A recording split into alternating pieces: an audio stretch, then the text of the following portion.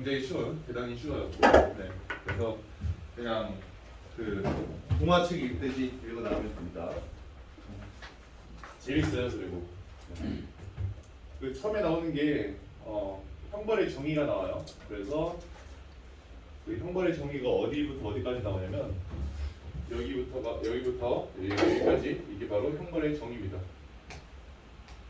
그래서 우리 형벌의 정의 한번 같이 읽어봐요. 국가기관이 법률을 어긴 사람에 의해서 박탈을 하는데 무엇을 박탈하려면 재화, 자유, 행복 추구의 자유 이런 것들을 박탈을 하죠. 생명까지 빼앗는 것이다. 우리나라에서도 아직 사형제도가 살아있죠. 정인이 사건이 있었잖아요. 최근에 그 정인이 사건 그 1심에서 검사 구형을 사형을 구형했던데 아직까지는 사형제가 살아있는 거죠.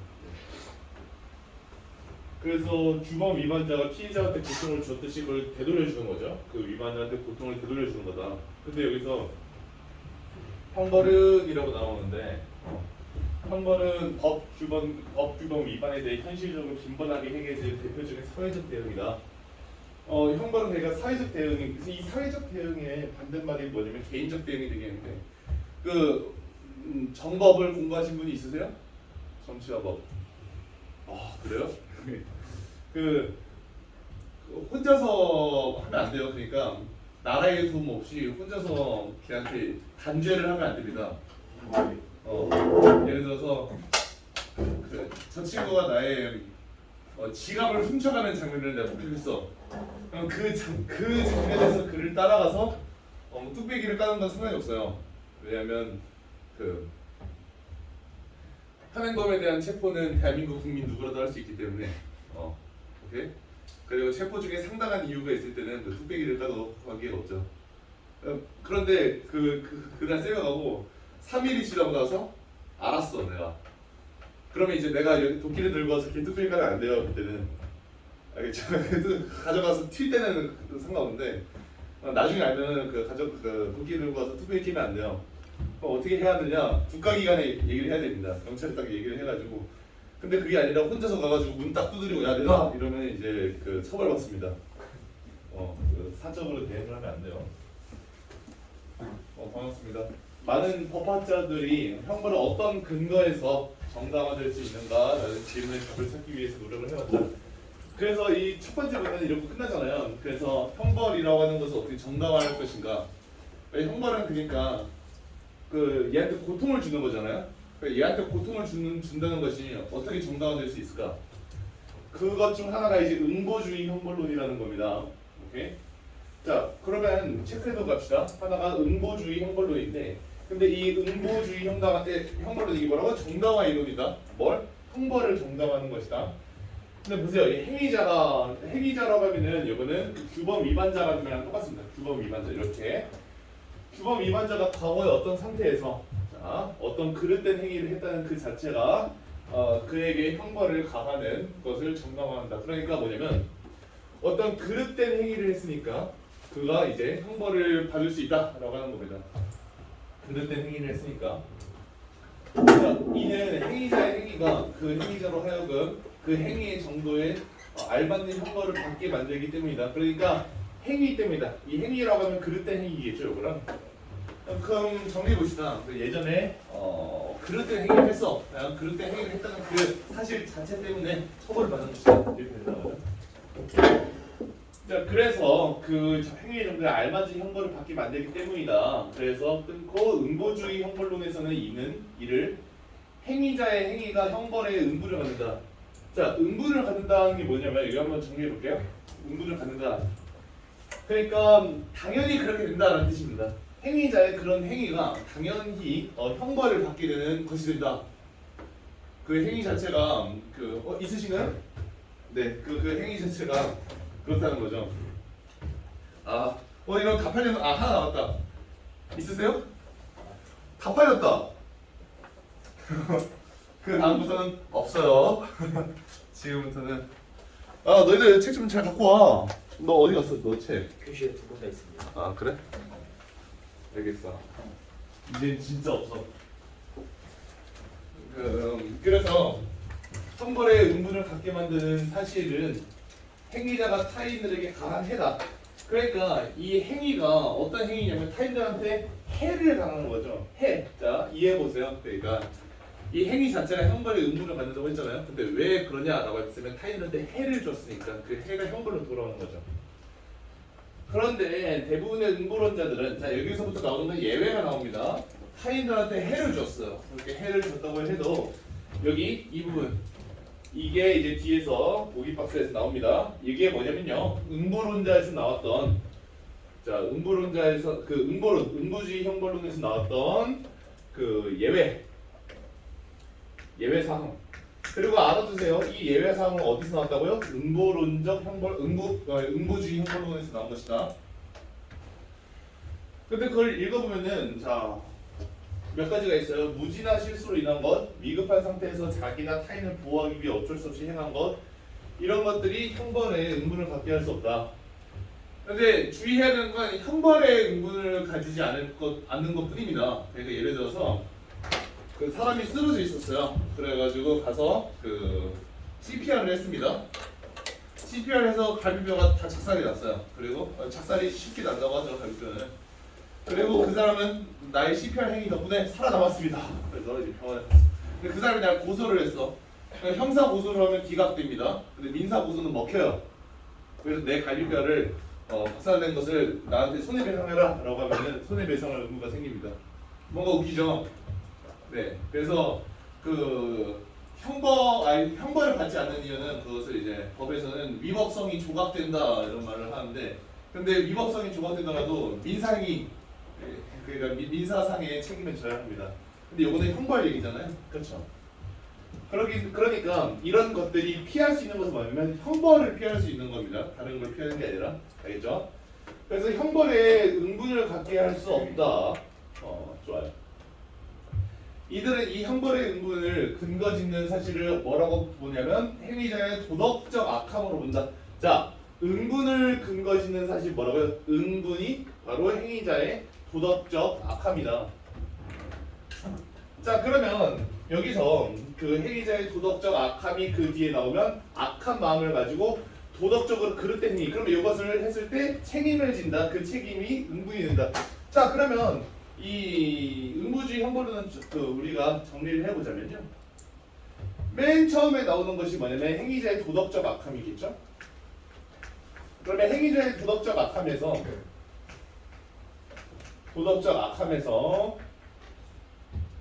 악함에서 어떤 행위가 나와요? 행위라고 하잖아요. 행위. 근데 그 행위가 어떤 행위예요? 그릇된 행위. 도덕적으로 도덕적이라는 말은 좀 지워볼게요. 그릇된 행위. 근데 그 그릇된 행위가 타인한테 무엇을 입힌다고요? 해를 가한다. 타인들한테 그 해를 가한다. 자, 해를 가하면 그것이 뭐가 된다? 그 응분이 된다. 자, 다시 그 행위에 대한 책임이 생긴다.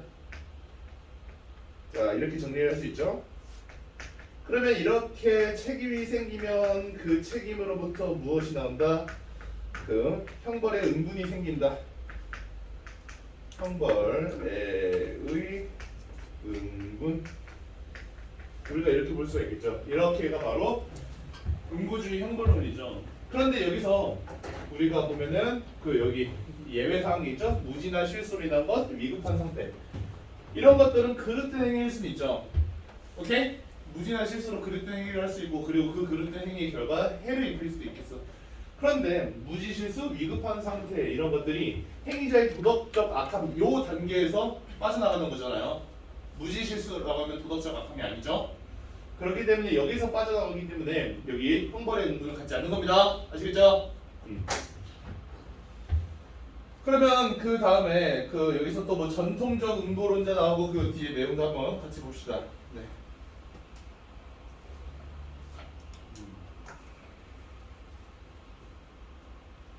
이렇게 책임이 형벌의 응분을 근거 짓는 것이라면 응분을 근거 짓는 책임에 따라서 행위자를 처벌하는 것은 당연히 정당화됩니다. 당연하다.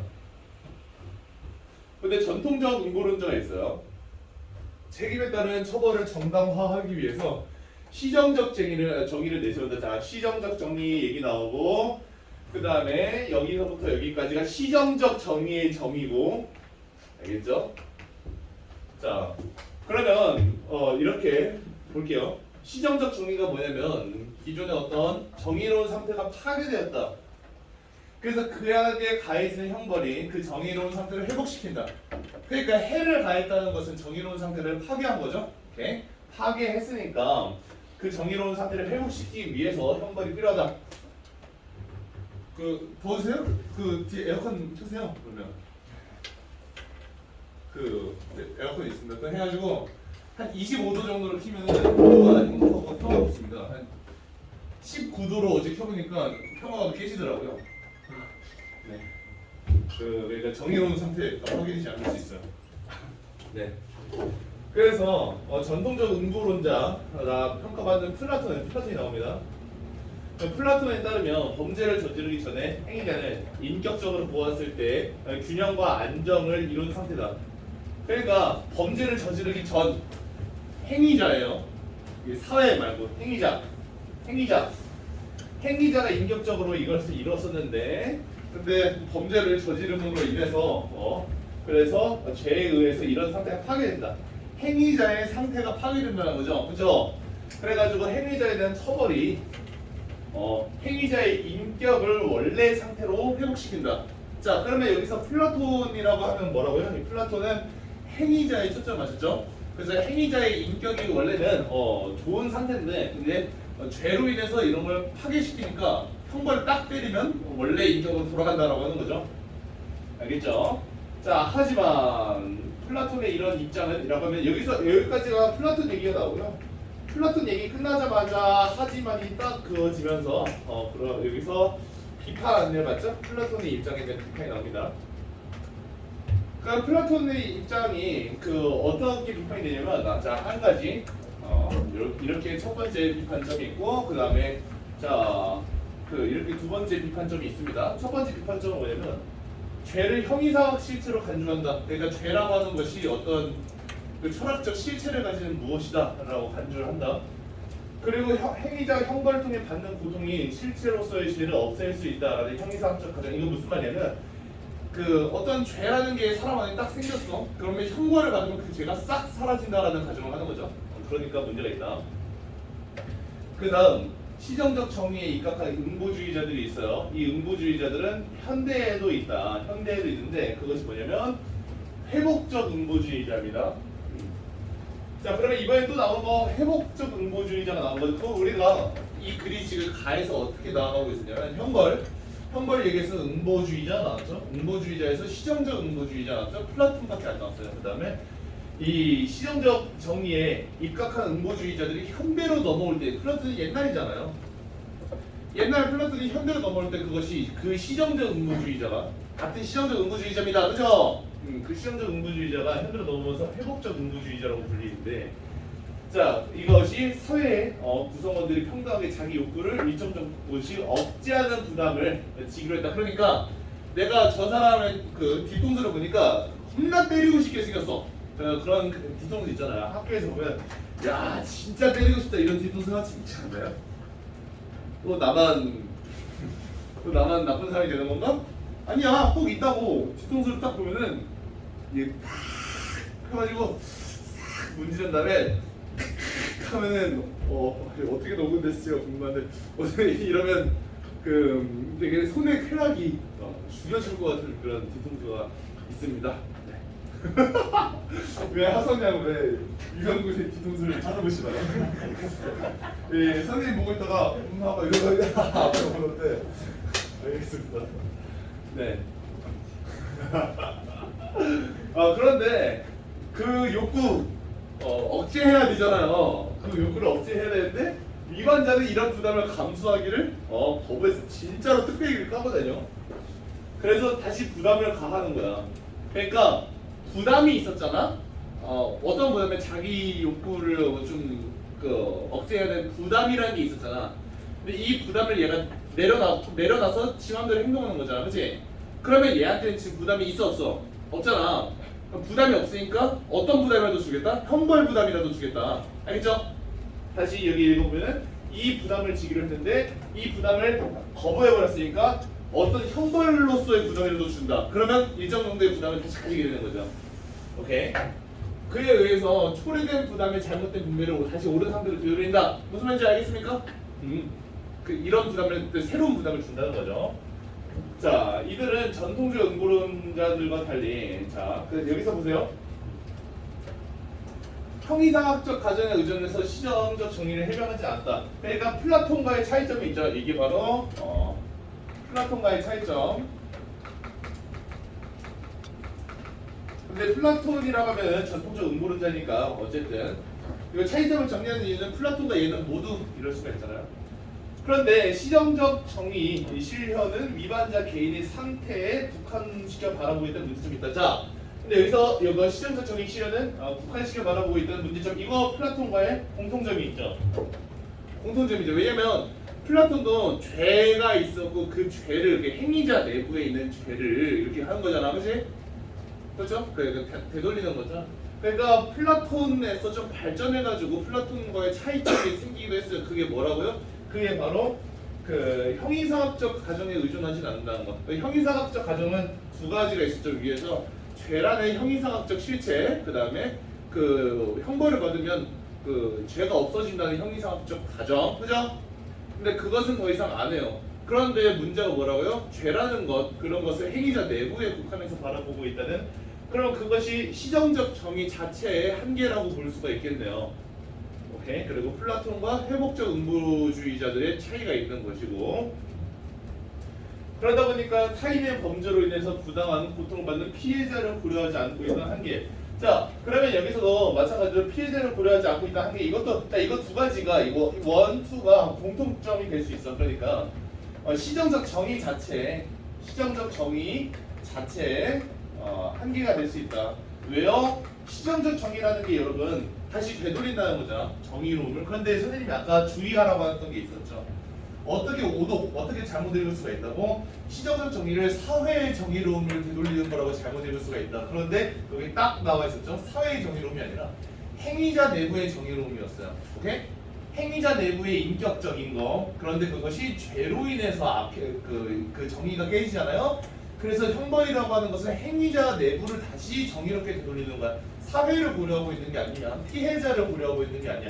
그러다 보니까 이 시정적 정의에서 전통적 음모론자가 있었고, 그 다음에 그러니까 플라톤이 있었고, 그 다음에 회복적 정의가 있죠. 그런데 이 플라톤과의 차이점이라고 하면 형이상적 가정 더 이상 의존 안 해. 그러나 여전히 공통점이 있다. 시정적 정의로서의. 알겠죠? 그 정도가 되겠네요. 이런 거 나부분까지 가보죠.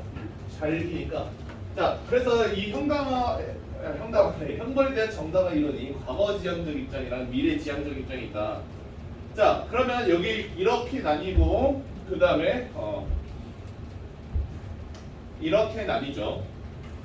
과거 지향적 입장은 형벌의 정당성의 근거, 그러니까 형벌이 정당하다라는 근거를 이전에 행해진 위반 행위에서 주로 쓴다. 그러니까 너 예전에 이거 위반했잖아. 그러니까 그것 때문에 너가 형벌을 받는 거야 라고 말하는 거죠. 오케이? 그리고 그것이 가져올 결과는 부수적으로만 고려하거나 고려하지 않나. 그러니까 예전에 어쨌든 위반을 했고 그것에 대해서 내가 지금 혼을 내고 있다 이거예요. 근데 미래지향적 입장이라고 하는 것이 미래의 결과에서 찾아. 그러니까 형벌을 줌으로써 앞으로의 어떤 변화. 그러니까 보세요. 너가 잘못했으니까 그냥 그 형벌 주는 거야. 이거는 과거지향적 입장이고, 뒤에 문제에서 나오겠지만 이것도 보기 봤을 수 있거든요. 내가 너를 처벌함으로써 너와 비슷한 그 법 위반자들이 앞으로 더 이상 나오지 않게 하려고 해. 이러면은 미래지향적이 되겠죠. 아시겠죠? 자, 이런 입장의 형벌론을 대표하는 것이 공리주의 형벌론이다. 자, 근데 이런 입장이라고 하는 게 미래지향적 입장이죠. 그러니까 이 공리주의 형벌론이라고 하는 것은 어디에 속한다고? 미래지향적 입장에 속한다. 근데 미래지향적 입장에 그 정의가 어떻게 된다고 얘들아? 그것이 가져올 미래의 결과. 알겠죠? 그래서 이 공리주의 형벌론이라고 하는 것은 미래의 결과에 초점을 맞춘다. 가볼게요. 자, 그러면 인간은 행복과 같은 목적을 추구한다. 이런 목적이 궁극적 가치다. 그리고 그 목적 실현을 위해 필요한 게 수단적 가치다. 네. 공리주의에 따르면 다른 요소들이 같다면 개인적으로 사회적으로 이 목적이 되는 궁극적 가치의 총량을 크게 하는 것은 바람직하다. 그러니까 이것은 그 공리주의 얘기를 하고 있는 거예요. 총량을 크게 하는 것은 바람직하면 도덕적으로 정당화된다. 따라서 네 공리주의 형벌론에서 공리의 원칙, 공리의 원칙이 뭐냐면 요거예요. 그 궁극적 가치라고 하면 그냥 좋은 것이라는 뜻이에요. 좋은 것, 좋은 것들의 총량을 크게 하는 것이 바람직하다. 이게 바로 공리의 원칙입니다. 아시겠죠? 이 공리의 원칙에 의거해 형벌도 전체의 가치 총량을 크게 할 때 도덕적으로 정당화된다. 자, 형벌이라고 하는 게 언제 도덕적으로 정당화가 되냐면 전체의 가치 총량을 크게 할 때, 그러니까 좋은 것의 총량을 크게 할 때. 그런데 그 전체 가치 증대가 사회 전체 이익 달성 이외에 도덕적 올바름의 근거가 되는 것은 없다. 그러니까 여러분 봐봐요. 여기서 가치 총량을 크게 할 때 도덕적으로 정당화된다고 하잖아. 그러면 우리 공리주의에서 형벌이 언제 정당화가 되는가라고 하면은 가치 증대, 그 증대라면 키우는 거잖아요. 가치 증대가 있어야 도덕적으로 정당화가 되어요. 근데 그 가치 증대가 뭐냐면 사회 전체의 이익 달성입니다. 그러니까 얘는 어떤 이익이 있어야 되는 거야. 이익이 있어야 그것으로부터 가치 증대라고 할 수가 있는 거고, 그것으로부터 궁극적 가치의 총량이 크게 된다고 할 수 있는 거고, 그것으로부터 공리주의의 입장에서 형벌이 도덕적으로 정당화가 되는 거죠. 그래서 그 사회 전체 이익 달성 이외의 것에서 형벌의 근거를 찾는 전통적 응보주의 형벌론은 잘못된 것이다. 자, 그러면 여기서 보세요. 그 이외의 것이 무엇이냐? 만약에 여기에 밑줄을 치고 찾아봐라 기억에서 리을 하면 어떻게 될 것 같아요? 여기 그 이외의 것이 무엇이냐라고 하면은 이것은 무엇을 해야 되냐면 개인 내부로 찾아야 됩니다. 알겠죠?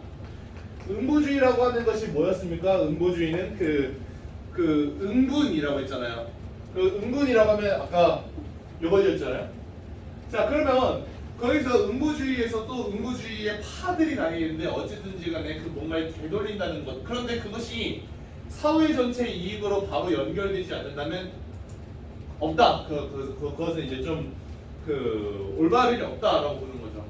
그러니까 공리주의라고 하는 것은 바로 사회 전체의 가치가 바로 창출이 돼야 돼요. 그런데 이전에 개인을 착하게 만든다, 이것은 사회 전체의 행복으로 연결되지 않는다라고 하면은 그것은 그런 것은 형벌의 근거를 찾는 게 잘못된 것이다. 그러니까 형벌의 근거를 이상한 것에 찾으면 안 된다는 겁니다. 예를 들어서 형이상학적인 거에서도 찾으면 안 되고, 아시겠죠? 자, 그러면 얘네들의 생각처럼 더 큰 가치, 사회적인 가치를 산출할 수 있을까라고 하면요, 보세요. 사회의 존립과 안정이라는 얘기가 나옵니다. 보세요. 여기서 이거 좀 추상적인 얘기인데, 이 사회의 존립과 안정, 그러니까 사회라는 것이 잘 안정되어 있다면은 더 많은 가치를 추구할 수 있게 돼서 가치 총량을 크게 한다. 그리고 여기서 방식이 여기서 논증하고 있는 방식이 뭐냐면 3단 논법이에요. 알죠? 잘 봐요. 사회의 중립과 안정은 좋다. 그리고 형벌은 사회의 중립과 안정에 필요하다. 그러니까 형벌은 좋다, 이렇게 나오는 거예요. 그러니까 문장을 잘 다시 보세요. 사회의 중립과 안정은 이런다는 점에서 좋다. 전체 가치 총량을 크게 한다는 점 분명하다. 나오죠? 대전제. 그 다음에 형벌은 사회의 안정과 질서 유지에 불가결하다. 형벌은 이런 점에서 그래서 형벌이 필요하다라고 하는 겁니다. 왜냐하면 사회의 중립과 안정이 필요하니까. 그렇죠? 그렇기 때문에 여기서 인정되고 있다. 이후에 형벌 제도가 사회의 안정과 질서 유지에 기여하는 구체적인 방식이 뭐냐면 특별 예방이랑 일반 예방입니다. 지금 한 차례 더 안으로 파고 들어갔어요. 알겠죠? 그래서 공리주의자에서 형벌이 왜 필요하냐 얘기 나오다가 형벌이 사회 전체의 존립과 안정에 기여하는 방식이 두 가지가 있는데 안으로 들어갔어요. 일단 빠져나와야 됩니다. 그게 뭐냐면 특별 예방이랑 일반 예방이야 라고 해서 특별 예방 얘기 나오고, 그 다음에 일반 예방 찾아야죠. 일반 예방 얘기 나오죠. 들어왔죠? 지금 안으로 들어갔어요. 특별 예방이란 범죄자의 자유를 박탈하는 형벌로 인해서 다시 사회에 해를 끼치는 것을 예방한다. 사회. 알겠죠? 그 다음에 일반 예방이 뭐냐면 형벌이 범죄자 이외에 다른 구성원들에게 범죄를 저지르지 못하도록 만든다. 이게 뭐냐면, 자, 특별히 그 비슷한 거 똑같은 거 아닌가요? 라고 한다면 특별 예방이라고 하는 것은 그 범죄자를 내쫓는 거예요. 일반 예방이라고 하는 것은 이 범죄자의 뚝배기를 까므로써 다른 예비 범죄자들이 저러면 큰일 나겠구나 라는 걸 깨닫게 하는 겁니다. 알죠? 두 개 차이가 있어요. 우리가 보통 알고 있는 그 일벌 100개 한다. 그러니까 얘를 이렇게 크게 혼내봤어. 다른 애들이 미래의 저지를 그것을 막는다. 라고 우리가 보통 알고 있는 그것은 일반 그 예방이 되겠죠. 특별 예방은 뭐라고요? 그러니까 얘 자체를 내쫓는다. 범죄자 자체를 내쫓는다. 그래서 둘의 공통점이 뭘까요? 그래서 앞으로 주어질 피해를 예방한다는 게 되겠죠. 좋아요. 그래서 이런 것이 이처럼 형벌은 범죄자 개인과 사회 다른 구성원들에게 영향을 미쳐서 미래 범죄를 예방한다. 자, 좋아요. 그래서 사회 안정과 질서에 기여한다. 하지만 공리주의의 그 문제점 봅시다. 근데 공리주의는요, 형벌로 사회 전체 이익을 증진시킬 수 있다면 끊고, 부정의한 방식의 형벌도 허용해야 하며 끊고, 오히려 그런 부정의한 형벌을 가하지 않은 것은 도덕적 그런 것을 주장한다. 그러니까 무슨 말이냐면, 공리주의가 중시하는 게 뭐였어요? 사회 전체 이익 증대였죠. 그러니까 사회 전체 이익을 증대시킬 수 있다면 그것이 곧 옳은 거니까. 잘 보세요. 어떤 죄를 지었어요. 근데 이제 우리가, 여러분은 아직 운전 안 해가지고 모를 텐데 이 얘기를 해볼게요. 티맵이라는 운전 어플이 있어요. 아빠나 엄마 쓰는 거 본 적 있나요? 저 가운데서 경찰의 역할을 하네요. 그러면 이제 티맵 같은 데서 어떻게 나오냐면, 내비게이션에서 직진을 하면은 5분이 추가되는 대신에 뭐 7.3km가 줄어들고, 우회전을 하면은 5분이 늘어나는 대신에 뭐 4km가 늘어나든지 줄어든지 이런 게 그 각각의 선택의 순간을 보여줘요. 참 재밌죠? 그래서 우회전할래, 좌회전할래, 너 선택. 그러니까 장단점이 있어. 키로수를 추가할 거냐, 시간을 줄일 거냐, 뭐 이런 게 있다고. 근데 거기서 이 공리주의도 마찬가지로, 자, 얘가 잘못을 지었다. 이제 그 연애 프로그램 있잖아요. 연애 시뮬레이션 게임처럼 A가 잘못을 지었다. 어떻게 할까? 거기서 자, 1번 선택지 있고 2번 선택지 있어. 1번 선택지, 잘 타이른다. 근데 이것은 사회 전체의 사회 전체 2 플러스 3이야. 알죠? 잘 타이른다. 2번 선택지, 다리를 잘라서 운동장에 걸어두다. 그러면은 사회 전체 2 플러스 20이야, 20. 그럼 어떻게 해야 돼? 얘가 저지른 잘못은 뭐냐면 친구의 지우개를 칼로 자른 죄입니다. 네. 이것은 분명 정당하지 않은 행위야. 왜냐면 그 친구의 마음을 슬프게 할 뿐만 아니라, 지우개를 반으로 자르게 되면 각각이 닳아버리면 못 쓰잖아요. 그러니까 무슨 말이냐, 지우개가 이 정도까지의 크기는 되어야 지우는 기능을 잘 수행할 수 있다라고 하면은, 지우개를 반띵을 해버리면 각각이 닳기 때문에 지우개가 2배가 낭비되는 것. 무슨 말인지 알겠죠? 그렇기 때문에 그 지우개의 낭비가 촉진이 돼가지고 그 아프리카에서 못 먹고 사는 사람들이 이제 더 죽고, 알겠죠? 그리고 이제 그 유럽의 그 대서양에 사는 고래들이 미세 플라스틱을 삼키게 되고, 지우개 때문에. 그래서 결국 지구가 망하게 된다. 지우개를 반으로 자르면. 어쨌든 그런 게 있다고 해보자. 그러면 얘가 지금 커터칼로 지우개를 반띵하는 그런 중죄를 저질렀네. 그럼 어떻게 해야 되냐? 그러면 여기서는요, 그 친구의 다리를 잘라야 하거든요. 알겠습니까? 팀맵에서 그 선택의 순간처럼 너도 잘랐어? 일로 와. 해야 된단 말이야. 근데 에바잖아. 근데 공리주의 형벌로 대해서는 그런 것이 정당화된다니까? 왜? 다른 건 다 필요 없어. 사회 전체 이익이거든. 그래서 오히려 걔 다리를 자르지 않으면 도덕적으로 그런 거야. 자, 그런데 예컨대 공리주의 관점에서는 예방을 위해 본보기를 보이고자 하는 가혹한 처벌, 연좌제, 집단에게 책임 물리기 등도 정당화된다. 그러니까 원래는 정당화되지 않는 거죠. 집단에게 책임 물리기, 그런 게 어디서 일제강점기 시기에 있었던 거잖아. 집단에게 책임 물리기. 안 그래요? 그래서 명백하게 일방적 희생을 요구한다는 점에서 명백하게 정의에 어긋날 수도 있다. 우리 내용적인 방식은 이따가 보고 여기서 2번도 이따가 보고 우리 그 3번 문제부터 볼게요. 재밌으니까.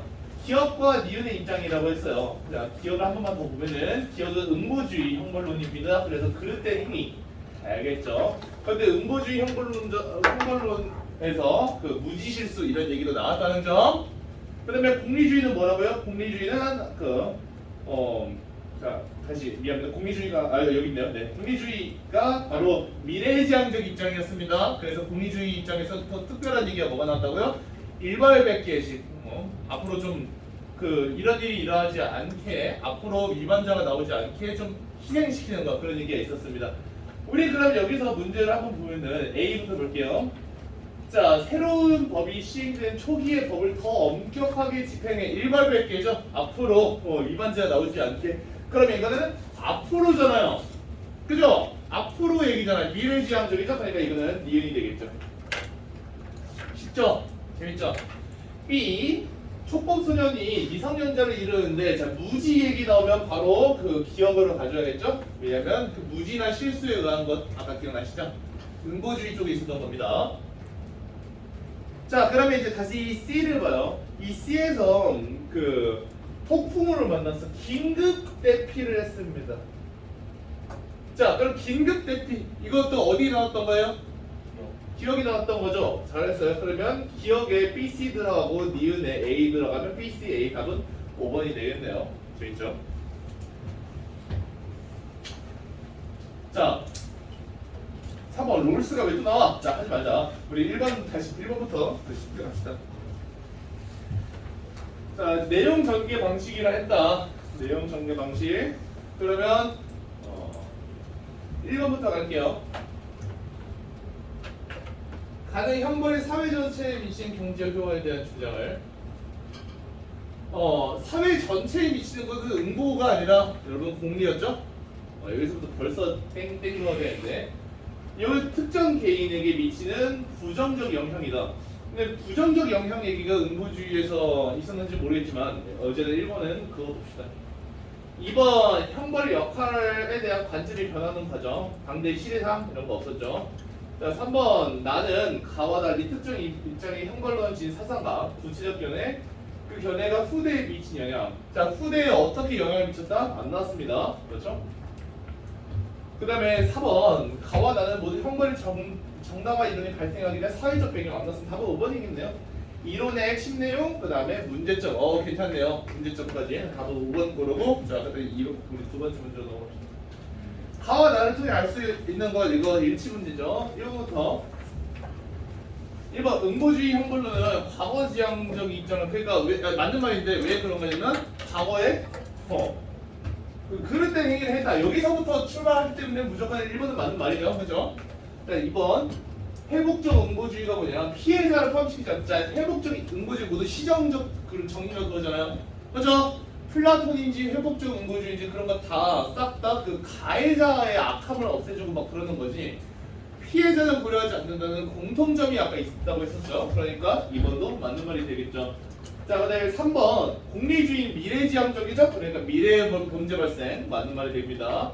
자 4번 전통적 음보주의는 범죄자보다 사회 전체의 정의보. 자 전통적 음보주의 앞에 있는 거는 사회 얘기를 꺼내지 않아요. 가해자를 하는 겁니다. 알겠죠?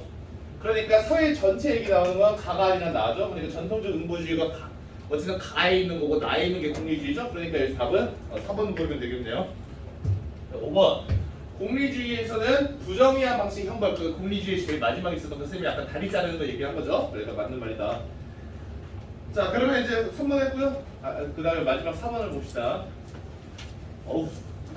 롤스 이해하자라고 하는데 롤스 앞에서 한번 나왔는데 이런 자 롤스는 자연적 의무를 위반함으로써 도덕적 결함과 나쁜 성품을 내보이는 자에게 그에 대한 책임으로써 형벌을 가해야 한다.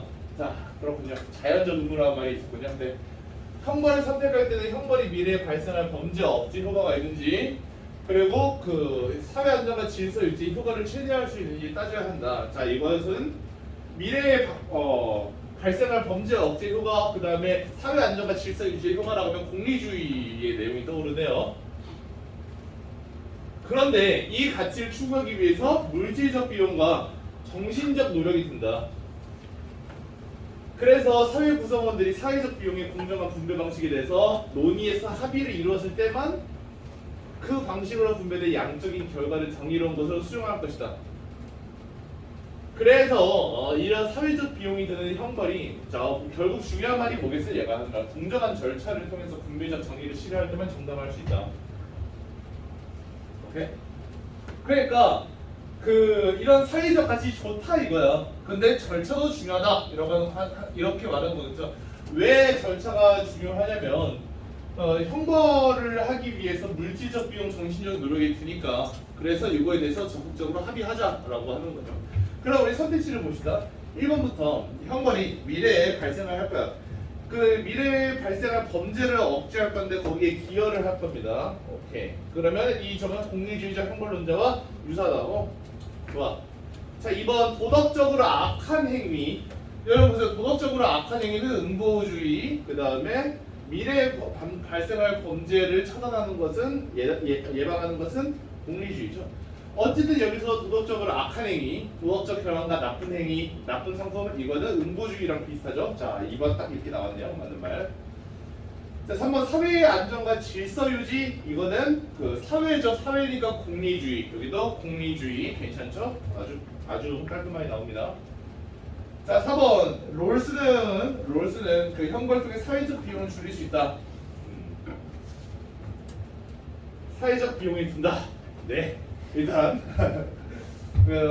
못 본 척하고 넘어가 보죠. 근데 여기서 이 점은 형벌로 죄를 없앨 수 있다고 가져간 사회적 회복적 응보론자와는 다른 입장이라 할 수 있군.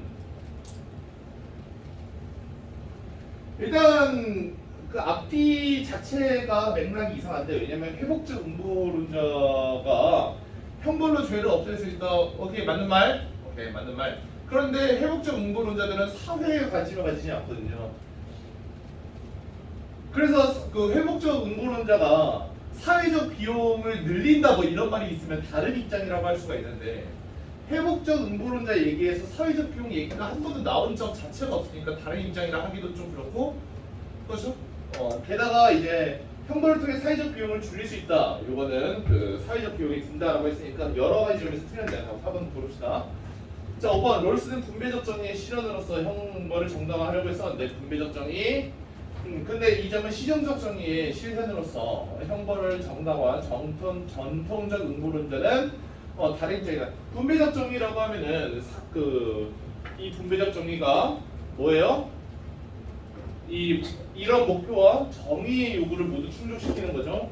그러니까 요거는 사회 안에서 그 사회의 존립을 잘 해주세요, 안정을 해주세요라고 하는 목표, 그 목표랑 그래도 정의롭게 해야 됩니다라는 정의의 요구. 요것은 회복적 회복적이 미안합니다. 그 전통적 응보론자는 이런 요구가 없죠. 전통적 응보론자는 사회 얘기가 아니라 그 가해자의 악함을 없애는 거죠. 그러니까 요거랑은 다른 입장이다. 이것도 맞는 말이라고 할 수가 있겠습니다. 마지막 한 문제가 남았는데 5번 문제고요. 자, 미리 풀어오신 분 있으신가요? 몇 번이죠 이거? 다음? 알겠습니다. 여러분 한번 같이 풀어보시기 바랍니다.